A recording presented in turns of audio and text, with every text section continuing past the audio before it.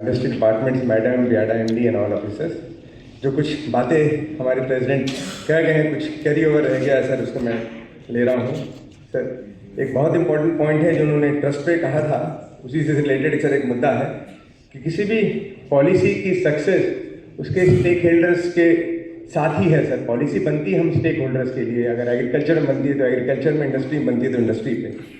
तो वो सर जो मीटिंग्स होनी चाहिए, जो भी पॉलिसी आए उसकी एक मीटिंग्स होनी जरूरी है, एक राउंड हो, दो राउंड हो, और हमारे सुझाव जो अच्छे हैं, जो प्रोग्रेसिव हैं, उनको इनकॉर्पोरेट करना चाहिए।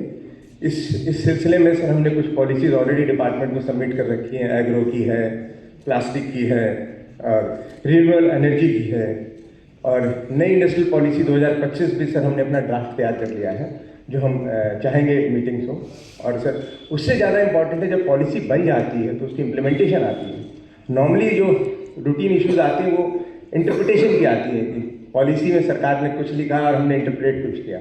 उसके लिए सर पॉलिसी में एक प्रावधान रहता है, स्टेक होल्डर जो रिजोल्यूशन कमेटी बनती है, उसमें इंडस्ट्री एसोसिएशन का रिप्रेजेंटेशन होना चाहिए, क्योंकि वो इंटरप्रिटेशन में प्रैक्टिकली कहाँ प्रॉब्लम आ रहा है वो हम बता सकते हैं। तो शायद उस पॉलिसी का जो इंटरप्रिटेशन है वो सही हो जाए तो केस लोड का लोड घट जाएगा, नहीं तो अननेसेसरली वो ट्रस्ट गैप के कारण हम केसेस करते हैं। तो ये बहुत इंपॉर्टेंट है सर, जिसको विचार किया जाए। एक रिन्यूएबल एनर्जी में सर हमारा कहना है, क्योंकि बिहार के पास रिन्यूएबल एनर्जी के नाम पे मेरा मानना है कि सोलर हमारे पास बहुत अच्छा उपाय है, क्योंकि विंड हमारे पास है नहीं। ग्रीन हाइड्रोजन में अभी टाइम लगेगा, क्योंकि इन्वेस्टमेंट उसमें ज़्यादा चाहिए। तो सर हम इंडस्ट्री वाले ये उम्मीद कर रहे हैं कि जो रिन्यूएबल सोलर एनर्जी की पॉलिसी बन रही है, रिन्यूएबल पॉलिसी, उसमें अगर पॉलिसी में ये दो इम्पॉर्टेंट एंगल है। एक, हम करीब अगर बिहार में करीब 1500-2000 वर्किंग यूनिट चला रहे हैं, तो कोई 100 किलोवाट से लेकर 3000, 5000 किलोवाट तक की हम अपनी कैप्टिव लगा सकते हैं। रूफ टॉप में तो जगह कम रहती है, बट हम बांका हो या वैसे ज़िले जहाँ ज़मीन बहुत सस्ती है, हम वहाँ अपना 1 मेगावाट, 500 किलोवाट, 2 मेगावाट का पावर प्लांट लगा के वहाँ से एनर्जी ट्रांसमिट कर सकते हैं अपने इंडस्ट्री, चाहे मुजफ्फरपुर में चला रहे हो, चाहे पटना में चला रहे हो, चाहे कहीं चला रहे हो। तो उसके जो चार्जेस होते हैं sir, cross subsidy charges, transmission wheeling charges, 5 साल के लिए सर वो हमें छोड़ दिया जाए। हमारा मानना है सर 800 से 1000 मेगावाट का बिजली हम इंडस्ट्री वाले अगले 5 साल में जनरेट कर देंगे। इसी में एक और सर दूसरा सुझाव है हमारा कि ये नए इंडस्ट्री के एवेन्यूज भी हम जनरेट करेंगे लोकल एंटरप्रेन्योर्स के लिए। आज के दिन सोलर का अगर हम 1 मेगावाट का प्लांट लगाते हैं तो करीब 2.5 से 3 करोड़ रुपये में लगता है। हम वैसी ज़मीनें लेके जो सस्ती हो, हम लोकल एंटरप्रेन्योर्स 2 मेगावाट, 5 मेगावाट का, 10 मेगावाट का इन्वेस्टमेंट कर सकते हैं। वो जो बिजली जनरेट होगी उसका 2 फायदा होगा।